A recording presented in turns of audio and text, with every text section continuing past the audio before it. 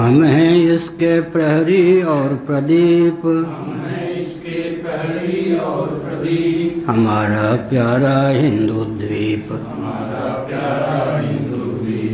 नारायण नामापिते च मधुरम मधुरम स्वरूपम, कर्मापिते च मधुरम मधुरा स्मृतिश्च। बुद्धिं प्रबोधय प्रभो मधुबोध शक्तिं, विद्यां प्रयच्छ परमां परिभावयामि। कोमलं कूजयन् वेणुं श्यामलोऽयं कुमारकः, वेदवेद्यं परं ब्रह्म भासतां हृदये मम। कूजन्तं राम रामेति मधुरं मधुराक्षरम्, आरुह्य कविताशाखां वन्दे वाल्मीकिकोकिलं। निगमकल्पतरोर्गलितं फलं शुकमुखादमृतद्रवसंयुतं, पिबत भागवतं रसमालयं। मुहुरहो रसिका भुवि भावुकाः, तृणादपि सुनीचेन तरोरपि सहिष्णुना। अमानिना मानदेन कीर्तनीयः सदा हरिः। श्रीराम जय राम जय जय राम।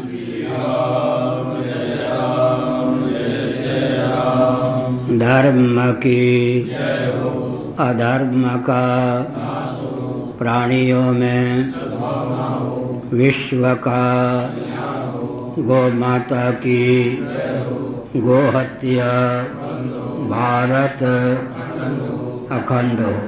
सर्वभूत हृदय धर्म सम्राट श्री स्वामी करपात्री जी महाराज की, श्री जगन्नाथ महाप्रभु की, श्री बलभद्र महाप्रभु की, भगवती सुभद्रा देवी की। हर हर महादेव। गोविंद जय जय गोपाल जय जय, गोविंद जय जय गोपाल जय जय। राधा रमण हरि गोविंद जय जय, राधा रमण हरि गोविंद जय जय। श्री कृष्ण गोविंद हरे मुरारे,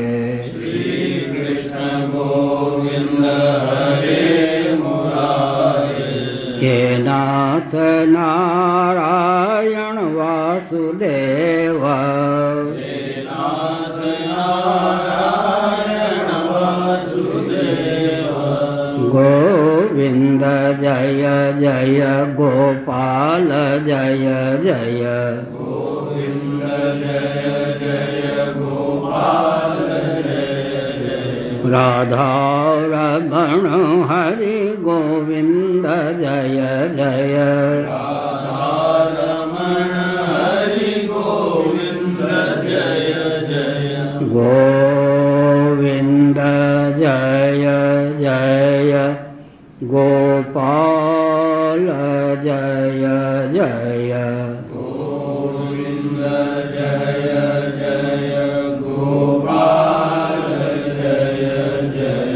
राधा रमण हरि गोविंद जय जय, राधा रमण हरि गोविंद जय जय।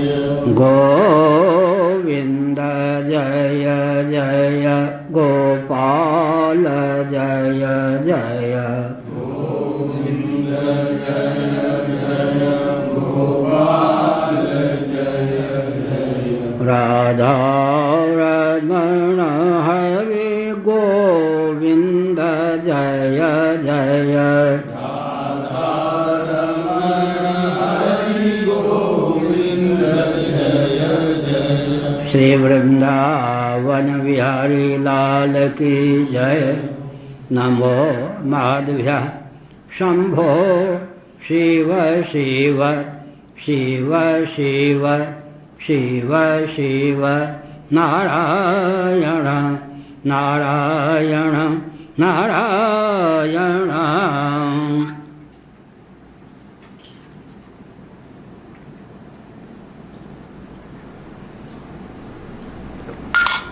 श्रीमद्भागवत सप्तम स्कंध अध्याय 6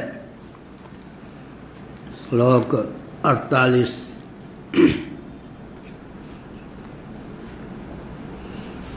इति तं चिन्तया किञ्चिन्म्लानश्रियमधोमुखं षण्डामर्कावौशनसौ विविक्तयितैहोचतु जितं त्वयैकेन जगत्त्रयं भ्रुभोर्विजृम्भणत्रस्तसमस्तधिष्ण्यपं न तस्य चिन्त्यं तव नाथ चक्ष्महे न वै शिशूनां गुणदोषयोः पदम् इमं तु पाशैर्वरुणस्य बद्ध्वा निधेहि भीतो न पलायते यथा बुद्धिश्च पुंसो वयसार्यसेवया यावद्गुरुर्भार्गव आगमिष्यति। नारायण। हिरण्यकशिपु का मुखमंडल म्लान हो गया। प्रहलाद को नष्ट करने के लिए जितने मांत्रिक तांत्रिक यांत्रिक उपाय हो सकते थे सब विफल हो गए। यद्यपि नैनम छिन्दन्ति शस्त्राणि नैनम दहति पावकः न चैनम क्लेदयन्ति आपो न शोषयति मारुतः,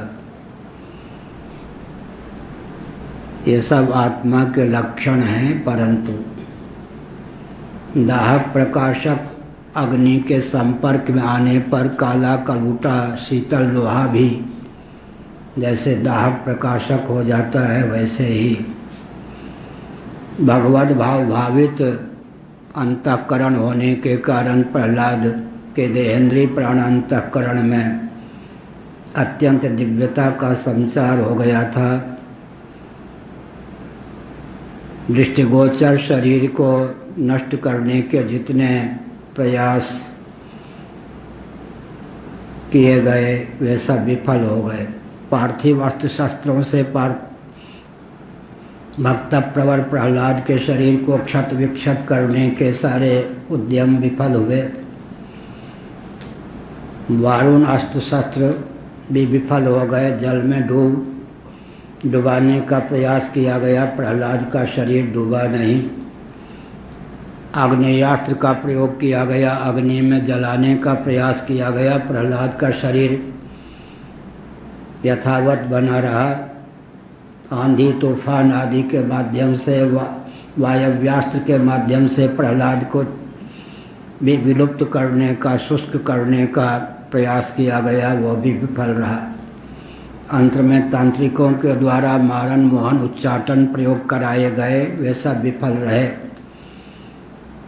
लोक में प्रसिद्ध, वेद में प्रसिद्ध, तंत्र शास्त्रों में प्रसिद्ध किसी व्यक्ति को वश में करने और नष्ट करने के जितने आयाम उपाय हो सकते हैं, सब करने पर भी जब वे सब के सब व्यर्थ हो गए, तब यहाँ लिखा है हिरण्यकशिपु का मुख म्लान हो गया। किंचित शब्द का प्रयोग किया है। किंचित म्लानस्य मधोमुखम, कुछ मुख कमल मानो मुरझा गया, मलिन हो गया। नीचे हिरण्यकशिपु ने सर झुका लिया, चेहरा फीका पड़ गया, जिसको आजकल कहते हैं। षण्डामर्क जो कि शुक्राचार्य महाभाग के पुत्र थे, प्रहलाद के शिक्षा गुरु थे, उन्होंने देखा कि हमारे राजाधिराज हिरण्यकशिपु का मुख म्लान हो गया है। प्रहलाद के आगे वो मुक्की खाने के लिए बाध्य हो गए हैं, मुंह लटका कर बैठे हैं। एकांत में जाकर यह संकेत किया षण्डामर्क महोदय ने। यह अर्थ की दास्ता है। शुक्राचार्य महाभाग के लिए इसी श्रीमद् भागवत में, इसी प्रकरण में भगवान शब्द का प्रयोग किया गया, लेकिन षण्डामर्क के लिए वेतन भोगी राज किंकर दास का शब्द का प्रयोग किया गया। अर्थ की दास्ता व्यक्ति को विवेक विहीन कर देती है और व्यक्ति अन्याय का भी पक्षधर अर्थ की दास्ता के कारण हो जाता है। एकांत में हिरण्यकशिपु के सम्मुख जाकर कहा। हिरण्यकशिपु की अनुकूलता क्यों हो गई? पहले भ्रम था हिरण्यकशिपु कि हो न हो। एकांत में ये षंडामर्क विष्णु भक्ति का उपदेश मेरे पुत्र प्रहलाद को देते हूँ। उन्हीं की शिक्षा के फलस्वरूप या विष्णु का दुर्मुहा बालक यशोगान करता है। लेकिन निष्कर्ष निकला कि नैसर्गिकी स्वाभाविकी प्रीति और प्रवृत्ति भगवान विष्णु में इस बालक की है। पहले ही उदाहरण दिया गया। प्रहलाद ने स्वयं बताया कि जंग आदि काल से दोषों से विनिर्मुक्त लोहा को गुरुत्वयुक्त चुंबक का सानिध्य सुलभ हो जाने पर जिस प्रकार लोहा सर्वतोभावेन चुंबक की ओर समाकृष्ट होता है, वैसे ही जब व्यक्ति का जीवन मल विक्षेप से विहीन होता है, सर्वहित की भावना से भावित होता है, तो भगवान परात्पर पुरुषोत्तम श्रीमन नारायण की ओर स्वाभाविक रूप से आकृष्ट होता है। एक विचित्र तथ्य है। इसलिए नैसर्गिकी प्रीति और प्रवृत्ति प्रहलाद की भगवान विष्णु में है। कोई घर की शिक्षा या बाहर की शिक्षा इस प्रकार सुलभ न होने पर भी प्रहलाद में निसर्ग सिद्ध भगवान विष्णु के प्रति जो प्रीति है, उसको किसी भी ढंग से चुनौती देकर शिथिल करना या विलुप्त करना सर्वथा असंभव है। इसीलिए षंडामर्क ने एकांत में कहा, ताकि प्रहलाद सुन न लें। चलिए राजन, कुछ एकांत में कहना है इस प्रकार से। जितम त्वयैके न जगत्त्रयं भ्रुवो विजिह्वणत्रस्त समस्त धृष्ण्यपम न तस्य चिन्त्यं तव नाथ चक्ष्महे न वै शिशूनां गुणदोषयोः पदम। प्रहलाद तो केवल 5 साल के थे, बाल गोपाल। कहा, स्वामी आप ऐसे पराक्रमी हैं कि अकेले ही तीनों लोकों पर विजय प्राप्त कर चुके हैं। आपके भौहें तन जाएं, टेढ़ी हो जाएं तो लोकपाल कांप उठते हैं। इंद्र के सिंहासन को भी आपने इंद्र से विहीन करके स्वयं उस पर आप समासीन किया है। स्वयं आप समासीन हैं। इंद्रासन आज आपके पास है। हमारी दृष्टि में तो चिंता की कोई बात ही नहीं। छोटे से बाल गोपाल आपके भला विरोधी होकर क्या कर सकते हैं? इसीलिए मैं संकेत करता हूँ, बच्चों के खिलवाड़ में भी भलाई बुराई सोचने की क्या बात है। बच्चे तो आज कुछ बोलते हैं, कल कुछ भी बोल सकते हैं। इसलिए आप इतनी व्यथा मत व्यक्त करें, चिंता से मुक्त हो जाएं। हाँ, हमारे पिताजी शुक्राचार्य महाभाग जब तक लौट के नहीं आ रहे हैं,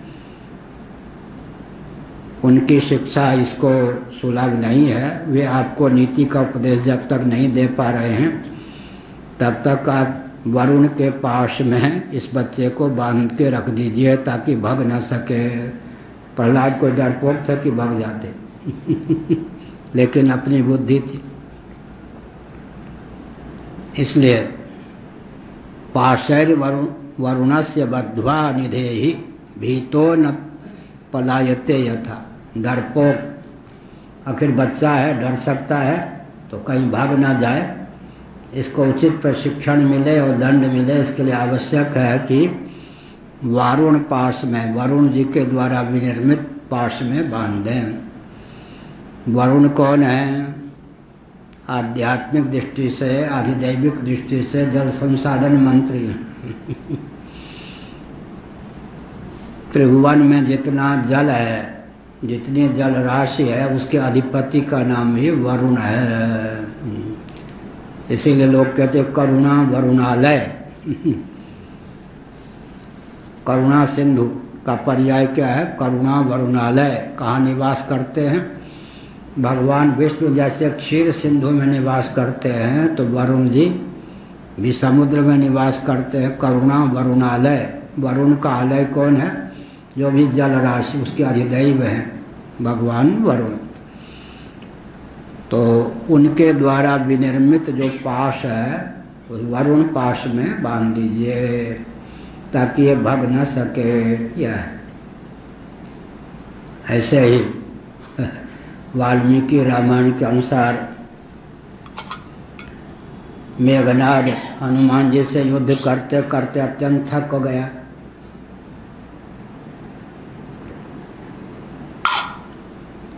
उसने सोचा कि इस बंदर से पार पाना कठिन है,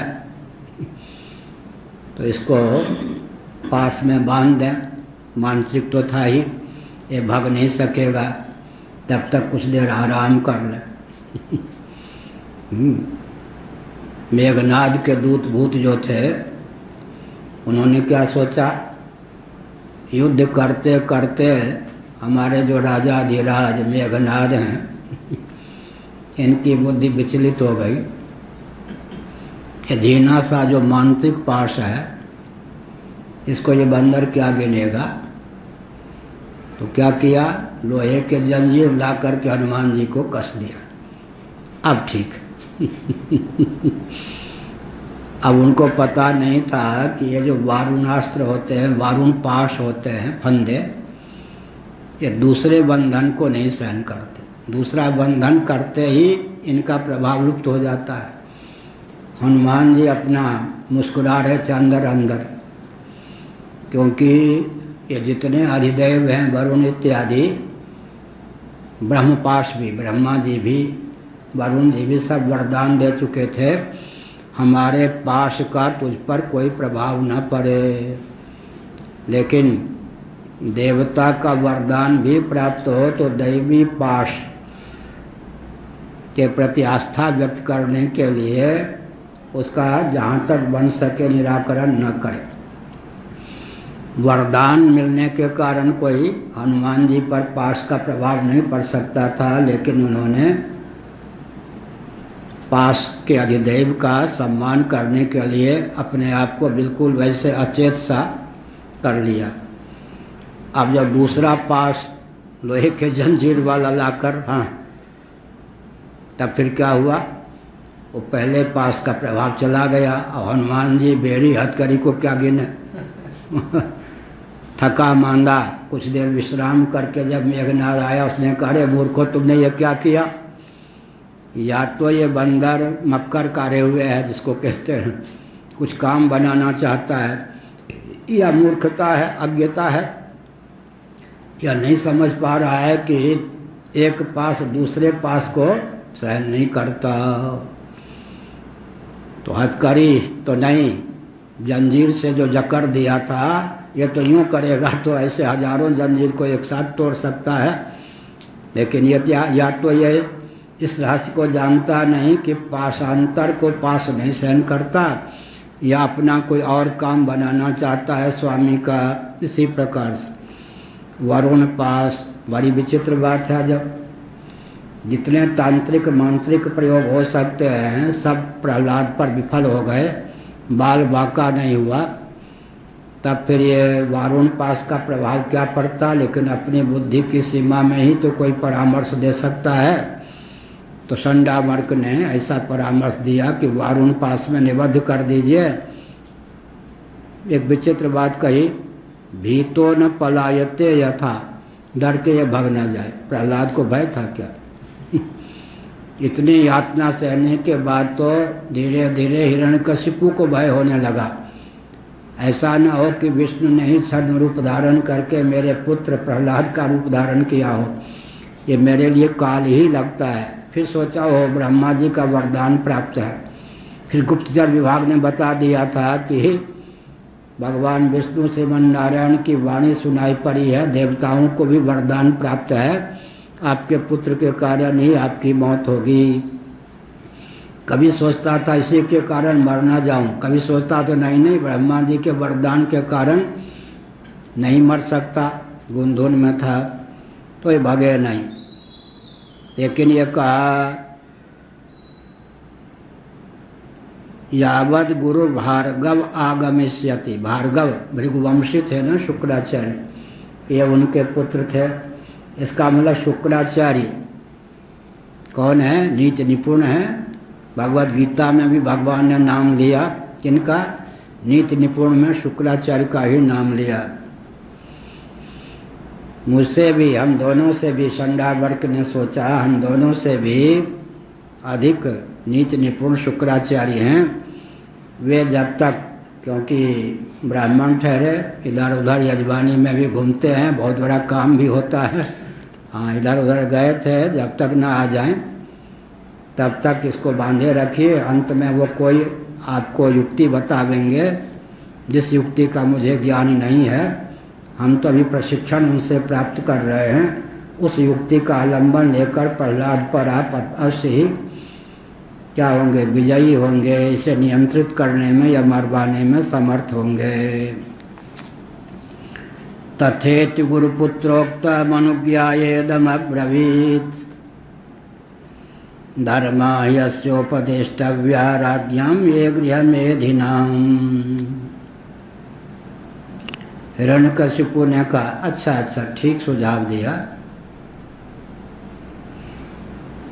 गुरुपुत्रों के सुझाव को मान लिया और कहा, धर्मा यस्योपदेष्टव्या राज्ञां ये गृहमेधिनाम्। प्रवृत्ति मार्ग में जो राजा लोग होते हैं, नरपति होते हैं, उनके अनुकूल जो साम दान दंड भेद नीति चतुष्टय, उसका उपदेश इस बच्चे को आप लोग कीजिए, शिक्षा दीजिए। हो सकता है कि धीरे धीरे शिक्षा का प्रभाव पड़ जाए। धर्म का भी उतना ही अंश बताइए जिसका उपयोग और विनियोग अर्थ और काम में हो। त्रिवर्ग की, धर्म अर्थ काम की शिक्षा दीजिए। ऐसी कोई शिक्षा न दीजिए जिससे विष्णु भगवान के प्रति प्रीति हो जाए, मोक्ष मार्ग पर यह चलने लगे, इसकी बुद्धि विकृत ना हो, इसके लिए आप इसको शिक्षा दीजिए। मैं समझता हूँ ये भगेगा नहीं, ऐसा है। फिर क्या हुआ? धर्ममर्थंच कामंच नितरां चानुपूर्वशः प्रहलादायो चतुराजन प्रसिता वनताय च। बहुत बढ़िया है। विनम्रता मर्यादा संबंध के निर्वाह में दक्ष प्रहलाद थे। एक नाम प्रहलाद है, दूसरा नाम प्रहलाद। हो और लो में अभेद की दृष्टि से दोनों नाम। यहाँ प्रहलाद शब्द का अधिक प्रयोग, प्रकर्ष से ह्राद, आह्लाद संपन्न। उपदेश देने लग गए। कौन? संडामर्क। प्रहलाद जी में क्या विशेषता थी? गुरुपुत्र, इनके लिए तो गुरु ही ठहरे, वैसे शुक्राचार्य के दृष्टि से गुरुपुत्र हो गए। हिरण्यकशिपु के गुरु हो गए शुक्राचार्य, उनके पुत्र प्रहलाद के गुरु। वंश परंपरा से कुल गुरु होते ही हैं। जब संयुक्त परिवार टूट जाता है तब क्या होता है? स्मार्ट सिटी बनाइए, संयुक्त परिवार टूट जाएगा। संयुक्त परिवार टूटेगा तो सनातन कुल धर्म, जाति धर्म, वर्ण धर्म, आश्रम धर्म, कुल वधु, कुलाचार, कुलोचित विचार, कुल देवी, कुल देवता, कुल गुरु, सब का विलोप हो जाएगा। इन सब का विलोप हो जाएगा तो भोजन करने, संतान उत्पन्न करने की मशीन मनुष्य बन जाएगा। यही आजकल विकास की परिभाषा है, यही है ना। स्मार्ट सिटी, स्मार्ट सिटी, अरे भले आदमी, स्मार्ट सिटी। स्वामी वामदेव जी महाराज ने एक बार वहाँ वृंदावन में एकांत में कहा कि आप, मैं शंकराचार्य के पद पर नहीं था, धर्मशास्त्र भी जानते हो, क्या गांव या शहर में रहकर मनुस्मृति आदि में जो आचार है, जिस ढंग से जीवन यापन करना चाहिए, वैसा संभव है? हमने कहा बिल्कुल संभव नहीं। गांव में रहकर भी एक प्रकार से मनुस्मृति के अनुसार जीवन यापन करना बहुत कठिन है। महानगर में तो संभव ही नहीं। एक विचित्र बात है, भगवद गीता के 18वें अध्याय के अनुसार सर्वथा विपरीत बुद्धि हो जाती है। विपर्य इसका नाम है। तमोगुण की प्रगल्भता जब बुद्धि पर होती है तो बुद्धि सर्वथा विपरीत निर्णय लेती है। हमारे यहाँ विकास की दृष्टि से विचार करें तो कृतयुग सतयुग की अपेक्षा त्रेता ह्रास युग है या विकास युग है? सर्वेश्वर जी क्या ना, सुरेश्वर अभी तो कहीं मना रहा। कृतयुग की अपेक्षा त्रेता विकास युग है या ह्रास युग? हाँ, ह्रास युग, ठीक है। त्रेता की अपेक्षा द्वापर, और द्वापर की अपेक्षा कलयुग, और कलयुग के प्रथम चरण की अपेक्षा द्वितीय चरण ह्रास, और द्वितीय चरण की अपेक्षा तृतीय चरण, और तृतीय चरण की अपेक्षा चतुर्थ चरण ह्रास। और आजकल विकास की परिभाषा है कृतयुग की अपेक्षा त्रेता विकसित युग, त्रेता की अपेक्षा द्वापर विकसित युग, मोदी जी तो यही मानेंगे और द्वापर की अपेक्षा कलयुग विकसित, 25 साल पहले की अपेक्षा आज विकसित युग। एक विचित्र बात है ना। फिर क्या कहेंगे? प्रज्ञा शक्ति प्राण शक्ति का ह्रास होता है या नहीं? सतयुग की प्रज्ञा माने बुद्धि, प्रज्ञा शक्ति प्राण शक्ति के ह्रास का नाम ही आजकल विकास है या नहीं? तो सर्वथा विपरीत बुद्धि हो गई या नहीं? प्रज्ञा शक्ति प्राण शक्ति का क्या हुआ? कृतयुग की अपेक्षा त्रेता में, त्रेता की अपेक्षा द्वापर में, द्वापर की अपेक्षा कलिकाल में, कली के प्रथम चरण की अपेक्षा द्वितीय चरण में, द्वितीय चरण की अपेक्षा तृतीय चरण में, तृतीय चरण की अपेक्षा चतुर्थ चरण में क्या होगा? ह्रास। प्रज्ञा शक्ति प्राण शक्ति के ह्रास का नाम ही आजकल विकास है। अब बोलिए अभी विकास है या ह्रास है? हाँ, ये मनवादी शंकराचार्यों से कहो तो ये तो बंटा ढार कर देंगे भाई, ये तो कृतयुग की ओर ले जाएंगे। बड़ा बताओ पीछे की ओर जाना जो आजकल ह्रास है। विकास क्या है? महायंत्रों का जितना प्रचुर आविष्कार और प्रयोग होगा उतना ही विकास होगा, यही मान्यता है ना। ये कम्युनिज्म है। मजदूरों को श्रम अधिक न करना पड़े, श्रम कम उपज अधिक, यही कम्युनिज्म का अंतरंग सिद्धांत। क्या? मजदूरों को श्रम कम करना पड़े और मालिक को सामग्री अधिक प्राप्त हो, इसके लिए जो मार्ग निकाला कम्युनिस्टों ने वो क्या है? यांत्रिक युग। श्रम कम उपलब्धि अधिक। तो मजदूर से सेवा लेते हैं धनी लोग, उनका कहना है। समृद्ध व्यक्ति मजदूरी कम देते हैं और काम बहुत लेते हैं।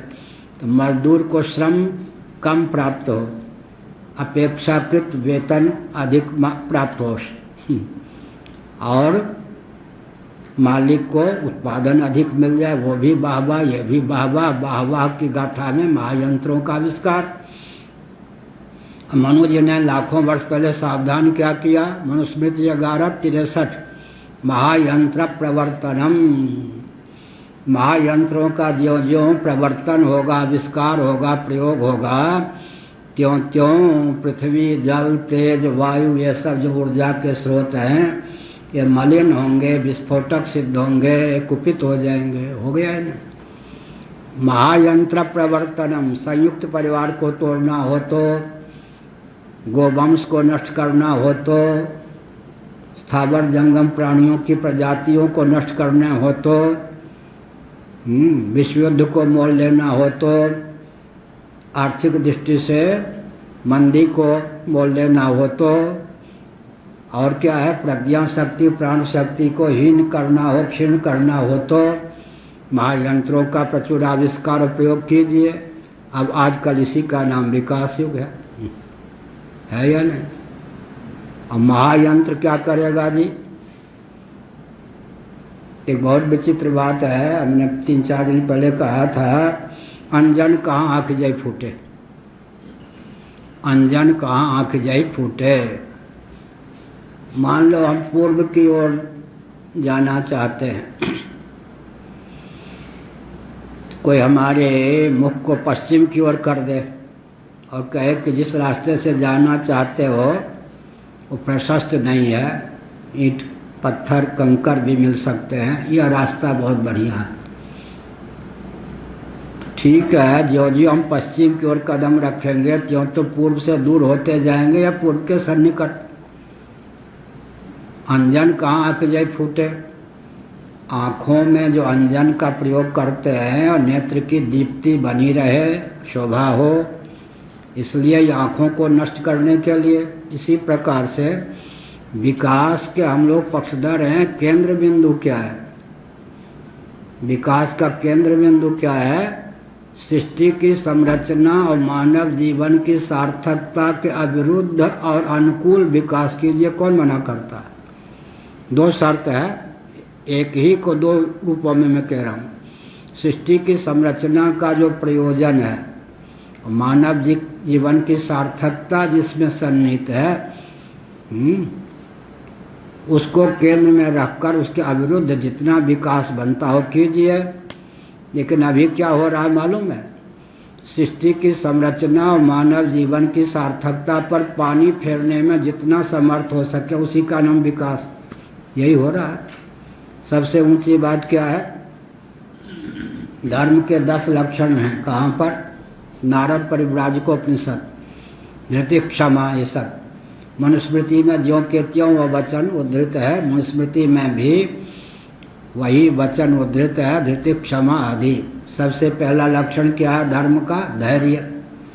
और विकास का सबसे पहला लक्षण क्या है वेदांती जी? धैर्य की शिथिलता, धैर्य का विलोप है या नहीं? हम हों या आप, सिरहाने के पास क्या चाहिए? शौचालय। या पाँव के पास स्नान घर चाहिए या नहीं चाहिए?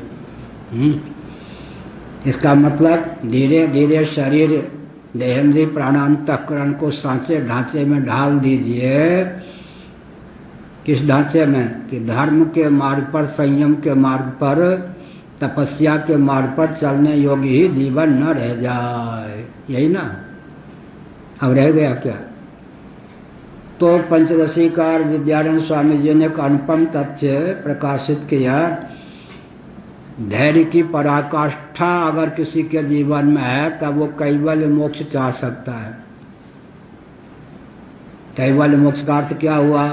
डॉक्टर गोविंदानंद जी ने वृंदावन में कहा, मुक्ति तो बहुत सुगम, जैसा पाठ पढ़ाया गया था। हमने कहा कैसे सुगम है, इस पर विचार कीजिए।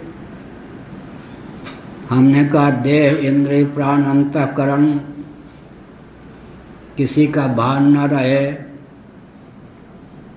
सुसुप्ति में ही नहीं रहता। किसी द्वैत का भान न रहे, अहम अस्मि, मैं हूँ, यह भान भी न रहे। सदा के लिए सच्चित आनंद होकर ही शेष रह जाएं और मैं सच्चिदानंद हूँ, ये बुद्धि भी न रहे। इसका नाम है कैवल्य मोक्ष। चाहेंगे? कल्पना करके भी सामान्य व्यक्ति तो क्या होगा? हार्ट अटैक हो जाएगा, हृदय विदीर्ण हो जाएगा, उसका हृदगति रुक जाएगी। क्या? सदा के लिए सच्चिदानंद होकर रहेगा तो कहेंगे आकाश में और हमें क्या अंतर हो गया? आकाश जड़ है, हम ज्ञान स्वरूप होकर शेष रह गए। नहीं ना? कैवल्य मोक्ष की सहिष्णुता नाम व्याख्या कर दें तो व्यक्ति ही चारखाने चित्त हो जाएगा, हृदय धड़कन से युक्त। उसकी सहिष्णुता तो बहुत कठिन है। बहु नाम जन्मना बनते। उसके बाद ले लीजिए कौन? सायुज्य मोक्ष।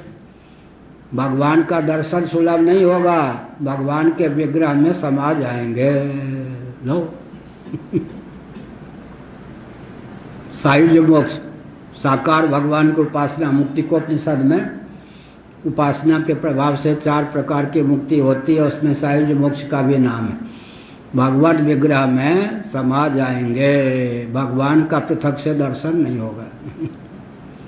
इसलिए वल्लभाचार्य महाभाग का सिद्धांत क्या है? विशुद्धाद्वैत के अनुसार, विशुद्ध अद्वैत के अनुसार भगवान की लीला का भी दर्शन नहीं होगा, स्फुरन नहीं होगा, तो सैद्धांतिक धरातल पर विशुद्धाद्वैत और व्यावहारिक धरातल पर विशिष्टाद्वैत, यह वल्लभ संप्रदाय का अंतरंग रहस्य है। क्या विशिष्टाद्वैत को मानने के लिए व्यावहारिक धरातल पर सही व्यक्ति को बाध्य होना पड़ता है। श्री रामानुजाचार्य महाभाग के शिष्य प्रसिद्ध जो सुन रहे होंगे आज हम पर बहुत प्रसन्न होंगे। क्या सैद्धांतिक धरातल पर वल्लभाचार्य महाभाग क्या मानते हैं? विशुद्ध अद्वैत। विशुद्ध अद्वैत में भगवान नाम संकीर्तन, लीला का चिंतन, ये सब कुछ नहीं होगा। भगवत विग्रह में जाकर भगवत रूप होकर ही विशुद्ध अद्वैत ठहरा ना। तो अद्वैत में किंचित विद्वैत का स्फुरन नहीं होगा। सैद्धांतिक धरातल पर विशुद्धाद्वैत, व्यावहारिक धरातल पर विशिष्टाद्वैत। और भगवान शंकराचार्य नृसिंह तापनीयोपनिषद पूर्व तापनीयोपनिषद पर शंकराचार्य महाभाग का भाष्य है। उत्तर पर किसका भाष्य है? विद्यानंद स्वामी जी का। भगवान शंकराचार्य महाभाग ने पूर्व तापनीयोपनिषद के भाष्य में लिखा, मुक्ता अपि लीला विग्रहं प्रगृह्यतं भगवन्तं भजन्ते। मुक्ता अपि लीलया विग्रहं प्रगृह्य तम भगवन्तं भजन्ते। श्रीधर स्वामी महाभाग श्रीमद् भागवत की जो श्रीधरी टीका है, इस मठ की देन है। इस मठ के मन शंकराचार्य हुए हैं श्रीधर स्वामी। उन्होंने विश्व को श्रीधरी टीका दी। श्रीधर स्वामी जी ने भगवान शंकराचार्य का नाम लिए बिना वेदस्तुति के भाष्य में लिखा, सर्वज्ञ आचार्य का यह वचन है। भगवान शंकराचार्य के इस वचन को उद्धृत किया, मुक्ता अपि लीलया विग्रहं प्रगृह्य तम भगवन्तं भजन्ते।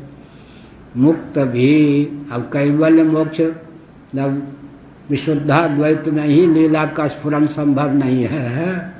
सुषुप्ति में भगवान नाम का संकीर्तन करिए, ऐसे कर सकते हैं। भगवान के रूप का दर्शन कर सकते हैं, भगवान की लीला का चिंतन कर सकते हैं, कुछ नहीं। सुषुप्ति में ही ये सब नहीं तो फिर कैवल विशुद्धाद्वैत के अनुसार जो मुक्ति होगी उसमें भगवान की लीलानुकृति भी नहीं हो सकती है। इसलिए भगवान शंकराचार्य महाराज ने कैवल्याद्वैत का प्रतिपादन करने के बाद क्या लिखा, मुक्ता अपि लीला विग्रहं प्रगृह्य तम भगवन्तं नृसिंहं भजन्ते। मुक्त भी लीला पूर्वक विग्रह धारण करके उन भगवान नृसिंह की आराधना करते हैं। कैवल्य मोक्ष की योग्यता है। जीवन मुक्त हो गए, एक संकल्प रख लेते हैं, विदेह मोक्ष न हो। जैसे भगवान नित्य मुक्त होने पर भी लीला पूर्वक संभवाम्यात्म मायया निज इच्छा निर्मितन माया गुण गोपार, वैसे ही मुक्त हो गए, जीवन मुक्त हैं। चाहें तो देहत्याग के बाद कैवल्य मोक्ष हो सकता है, लेकिन एक संकल्प शेष कर रख लेते हैं। जब जब भगवान का अवतार हो श्री रामकृष्ण आदि रूपों में, तब तक पार्षद होकर भी मेरा जन्म हो, पार्षद होकर, ताकि लीला का आस्वादन कर सकूं। सगुण साकार भगवान निरावरण परब्रह्म परमात्मा हैं। उनके नाम रूप लीला धाम इत्यादि के अनुशीलन से आनंद विभोर होकर शेष रह सकूं। तो कैवल्य मोक्ष की योग्यता प्राप्त होने पर भी एक संकल्प शेष रख लेते हैं, जिस संकल्प के फलस्वरूप देहत्याग के बाद वो संकल्प ही नवीन प्रारब्ध का रूप धारण करके उनको भगवान का परिकर बना देता है। जब जब भगवान श्री रामकृष्ण आदि रूपों में बृहद भारत में अवतार लेते हैं, तब तब लीला रस का आस्वादन करने के लिए उनका भी जन्म होता है। भारत विश्व का हृदय है। भगवान यहीं श्री रामकृष्ण आदि रूपों में अवतीर्ण होते हैं। भारत की संरचना ढंग से होनी चाहिए कि भगवान के अवतार, कारक कोटि के महापुरुषों के अवतार, प्रबुद्ध योगा भ्रष्टों के अवतार के अनुकूल यह भूमि बनी रहे। यह तो यहाँ पर क्या कहा, कैवल्याद्वैत के पक्षधर भी अंत में व्यावहारिक धरातल पर विशिष्टाद्वैत व्यवहार में स्वीकार कर लेते हैं।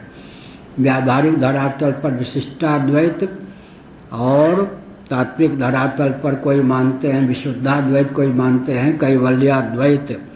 इसका अर्थ क्या हुआ, भगवान करुणा करुणालय सच्चिदानंद स्वरूप हैं। तो प्रहलाद में निसर्ग सिद्ध सगुण साकार भगवान, सगुण निराकार निर्गुण निराकार भगवान के प्रति आस्था थी, परंतु वे निर्गुण निराकार भगवान अंतर्यामी सर्वेश्वर के रूप में, और सर्वेश्वर अपनी अचिंत्य लीला शक्ति के योग से परात्पर पुरुषोत्तम श्रीमन नारायण विष्णु के रूप में अभिव्यक्त हैं। उनकी भक्ति में उनका मन लगा हुआ था। अब क्या हुआ, प्रहलाद को फिर कौन सी शिक्षा देने लगे, त्रिवर्ग की, ऐसा धर्म जिसका उपयोग और विनियोग अर्थ और काम में हो। धर्मा विरुद्धो भूतेषु कामोस्मि भर्तर्षभ, काम उपलक्षण है अर्थ का भी। धर्म का उतना ही पाठ पढ़ाइए जिसका उपयोग अर्थोपार्जन और विषयोपसेवन में हो। ऐसा धर्म का पाठ मत पढ़ाइए कि भगवान की भक्ति और मुक्ति में उसका पर्यवसान हो जाए। त्रिवर्ग की शिक्षा, कौन कौन से, साम दान दंड भेद, ये 4 नीति, और त्रिवर्ग अर्थ काम और धर्म। धर्म भी कौन, निष्काम भाव से नहीं, धर्मस्य ह्यापवर्ग्यस्य, परब्रह्म परमात्मा तक जिस धर्म की गति हो उस प्रकार से धर्म नहीं। इसका मतलब क्या है, बल और वेग, अंतःकरण में वह बल और वेग भर दे कि वह व्यक्ति क्या करे, धर्म के विरुद्ध और अनुकूल अर्थ का उपार्जन करे, विषय भोग करे। इस प्रकार से विद्यालय में षण्डामर्क प्रहलाद को शिक्षा देने लगे। पुनः त्रिवर्ग, प्रहरादायो चतुराजन प्रसितावनताय च यथा त्रिवर्गं गुरुभिरात्मने उपशिक्षितं न साधु मेने तत्शिक्षां द्वन्द्वारामोपवर्णितां। बहुत बढ़िया कहा। प्रहलाद क्या है, प्रसृता वनताय च, प्रसृत थे। एक विचित्र बात है, सत्यवादी, मैंने 7वीं कक्षा में मिडिल स्कूल में पढ़ा था, सत्यवादिता, कलवाही मिडिल स्कूल। सत्यवादिता के नाम पर उच्छृंखल मत बन जाइए। महाराज मैं तो स्पष्ट वक्ता हूँ, बस स्पष्टवादिता के नाम पर क्या है, उच्छृंखल मत बन जाए, और नम्रता के नाम पर दब्बू न बन जाए। बहुत से ऐसे व्यक्ति होते हैं इतने नम्र हैं कि दब्बू हो गए, अन्याय सहते रहते हैं, अन्याय सहिष्णु। नम्रता के नाम पर अन्याय सहिष्णु न हो जाएं, और सत्यवादिता के नाम पर क्या है, क्या हो जाए, उच्छृंखल न हो जाए। दोनों बीच में जीवन यापन होना चाहिए। सत्यवादिता के नाम पर उच्छृंखलता का परिचय मत दीजिए, और विनम्रता के नाम पर दब्बू मत बन जाइए। इसका मतलब अन्याय सहिष्णु न बन जाइए। उच्छृंखलता और अन्याय सहिष्णुता दोनों से दूर रहकर विनम्रता का परिचय दीजिए। 7वीं कक्षा में हमने एक पाठ्य पुस्तक में यह भाव प्राप्त किया था।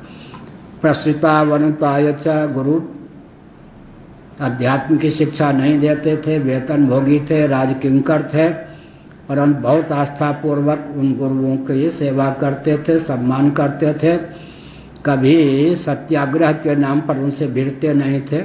यह यथा त्रिवर्गम गुरुभिरात्मने उपशिक्षितम न साधु मेने तत्शिक्षां द्वन्द्वारामोपवर्णितां। बहुत बढ़िया।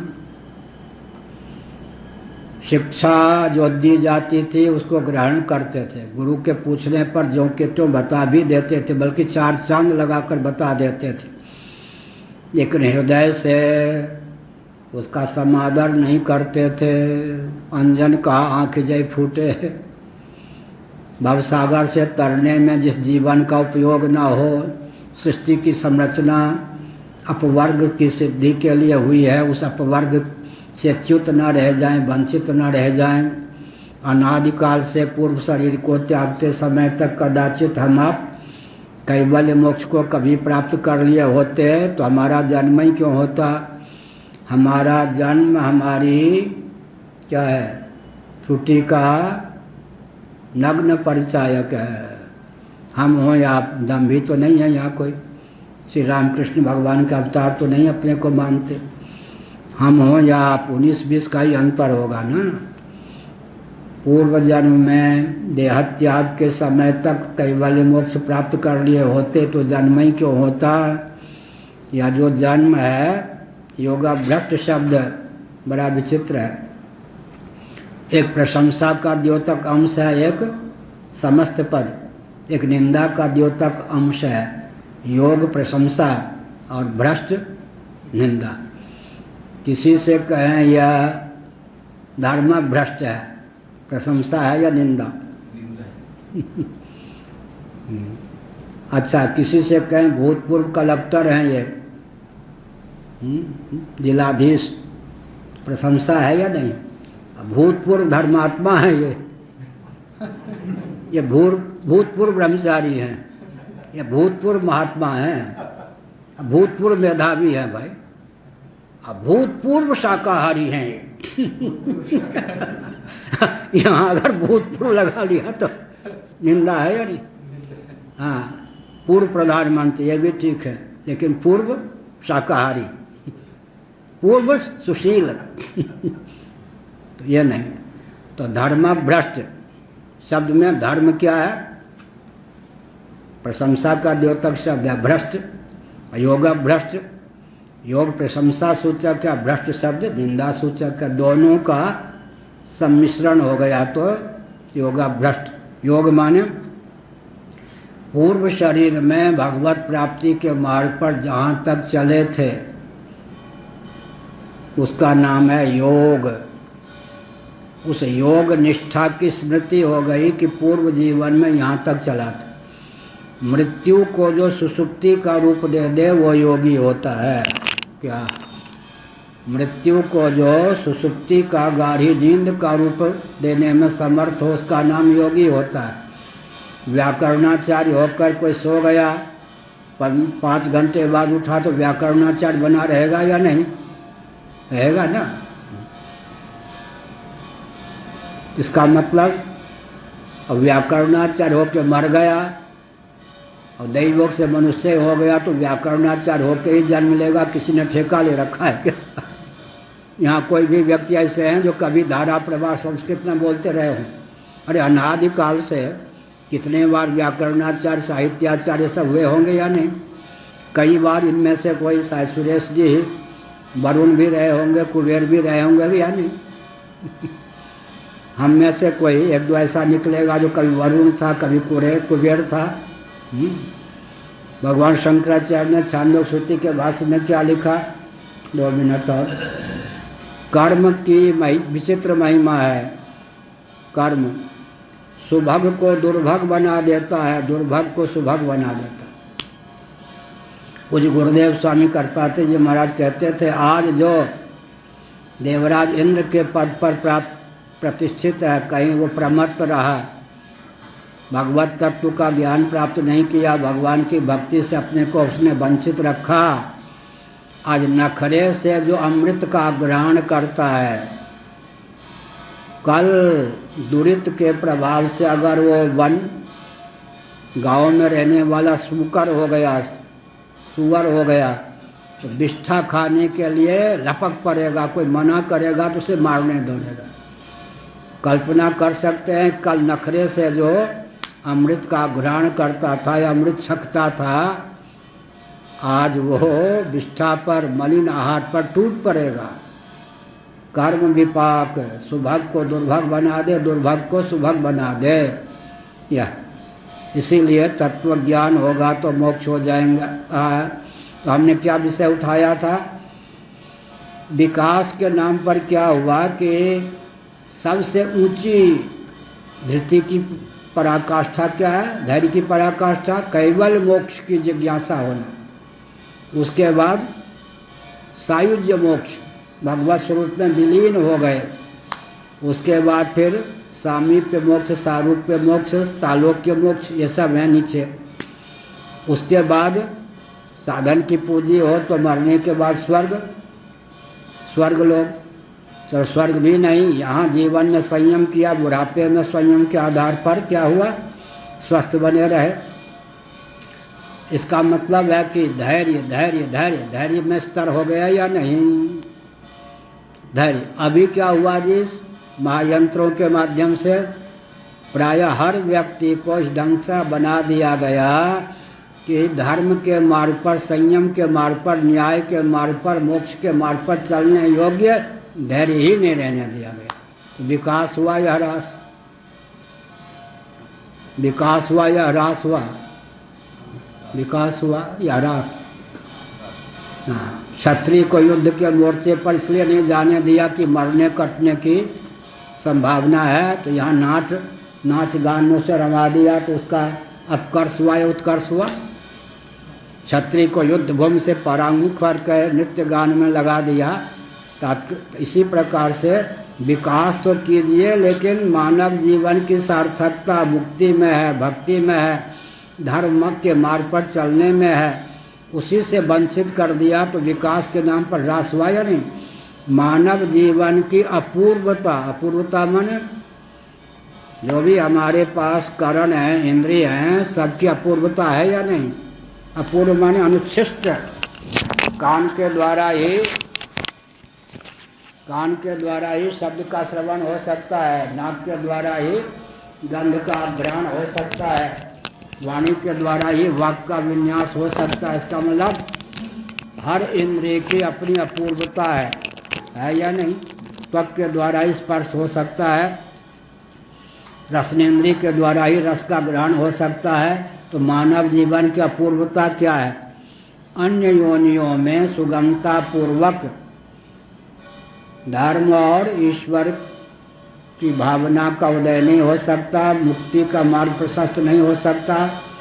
मानव जीवन में मुक्ति का मार्ग प्रशस्त हो सकता है, लेकिन मानव जीवन का उपयोग फिर भोग राग में करने में, प्रहलाद जी आगे उपदेश देंगे, ग्रंथ में पहले से है, यहाँ प्रवचन की दृष्टि से है कि जो पहले से सुनिश्चित है उसी के लिए प्रयास करना। जाति आयु भोग, जाति माने जन्म, आयु माने श्वास प्रश्वास की निश्चित अवधि, और भोग का अर्थ है अनुकूल प्रतिकूल विषय की प्राप्ति, उसके सेवन से सुखानुभूति दुखानुभूति। भोग तो प्रारब्ध से मिल सकता है, प्रारब्ध ने नोतो दियो भजले श्री रघुवीर, तुलसीदास जी ने कहा। एक दिन वेदांती जी को कहीं बढ़िया चक कह जाए ब्रजवासी बोलते हैं, निमंत्रण प्राप्त हो गया भंडारा, तो अब अपने हाथ से भोजन बनाना या घर में भोजन बनाने की आवश्यकता। तुलसीदास जी ने कहा प्रारब्ध ने नोतो दियो, जीवन भर के लिए प्रारब्ध ने नोता दे दिया है, निमंत्रण दे दिया है। प्रारब्ध पर मोक्ष को छोड़ें या भोग को छोड़ें, बीच वाला मार्ग अपनाते हैं सामान्य ढंग से।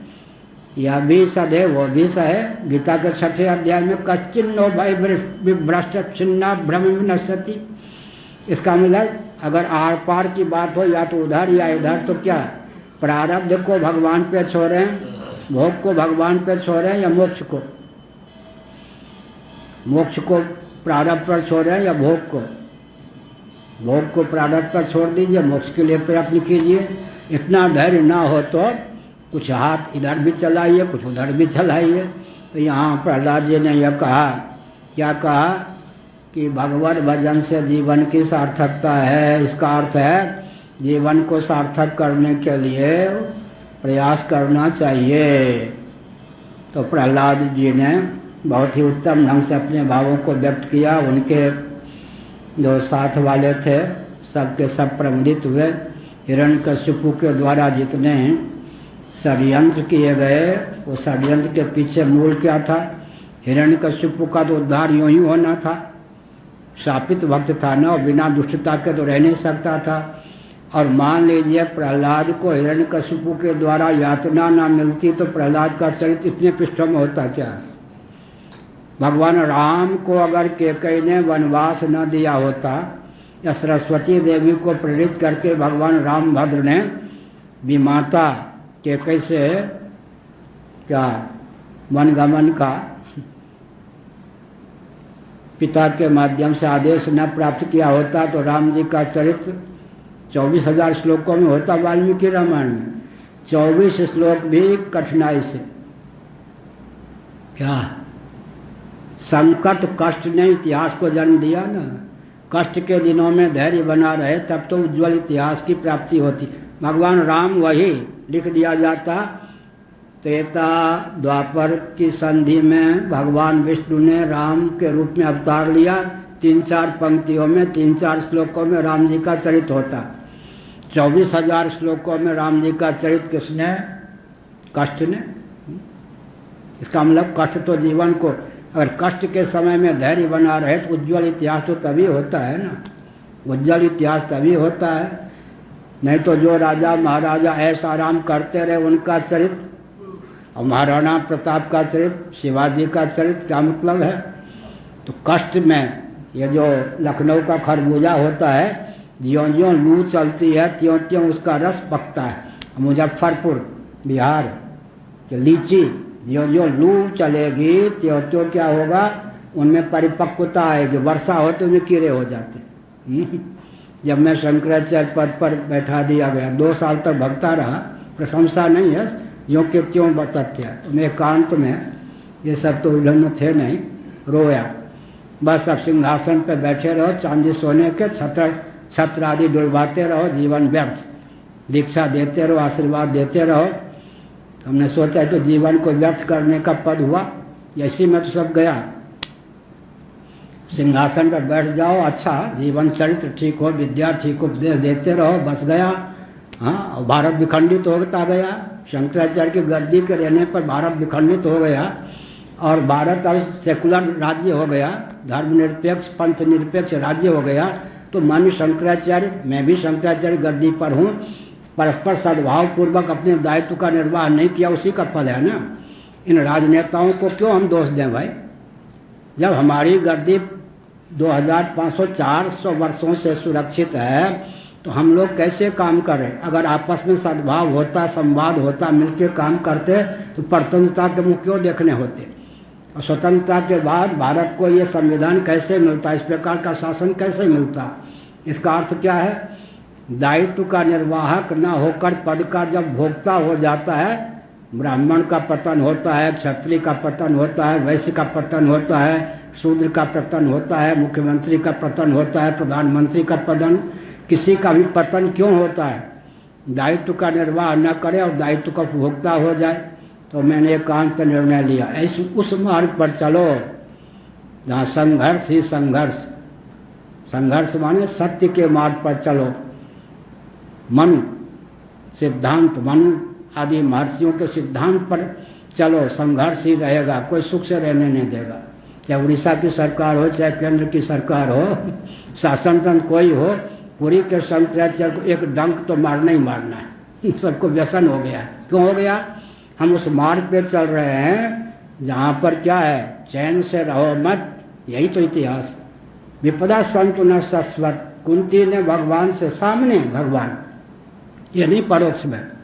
आज तो हम भगवान से प्रार्थना करेंगे, श्री कृष्ण कहाँ सामने है? भगवान सामने। कुंती बुआ ने कहा प्रतिक्षण विपत्ति का वरदान मांगती हो। रंजदेव ने क्या कहा?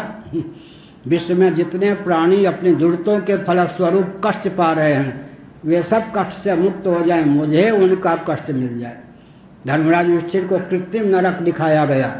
धर्मराज युधिष्ठिर ने क्या कहा?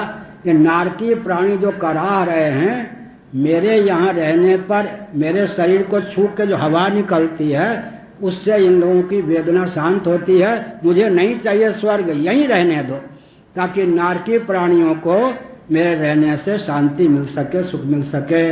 इसका अर्थ है कि उज्ज्वल इतिहास की संरचना के लिए सन्मार्ग पर चलना चाहिए। तो प्रहलाद के 2 गुण हो गए क्या? सत्यवादिता के नाम पर उच्छृंखलता नहीं जीवन में, विनम्रता के स्थान पर विनम्रता ही। और क्या हुआ जी, अनुशासन के नाम पर दब्बू भी नहीं बने, अनुशासित है ये, माने दब्बू भी नहीं। सत्य का पक्ष लिया, सिद्धांत का पक्ष लिया, संबंध का निर्वाह किया। हर हर महादेव।